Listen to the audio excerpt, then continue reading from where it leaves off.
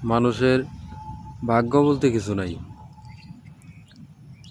ধরেন আপনার একটা জিনিস আছে, ওইটা আপনার কাছে জোর করে ছিনিয়ে নিয়ে গেল বা কাইড়ে নিয়ে গেল। আসলে কাইড়ে নিয়ে গেল, এটাই আপনি কি বলতে চান যে আসলে এটাই আপনার ভাগ্যে নাই দিয়ে সে কাইড়ে নিয়ে গেল এরকম?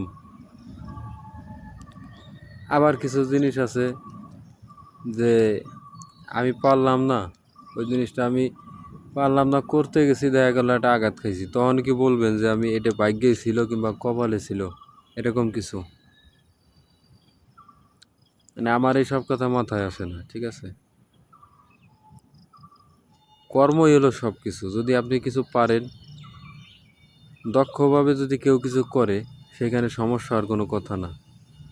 এটি হলো বড় কথা।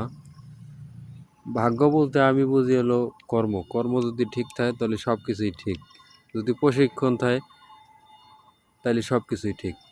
আপনি দেখেন যে একটা মিলিটারি কিংবা সেনাবাহিনী বলেন, তাদের কোনো প্রশিক্ষণ দিয়ে নেয়। প্রশিক্ষণ দেওয়ার পর পরবর্তীতে করলাম যুদ্ধের ময়দানে তাই কোনো ভুল হয় না, ঠিক আছে? কোনো ভুলই হয় না। এটা কিসের কারণে? প্রশিক্ষণের কারণে।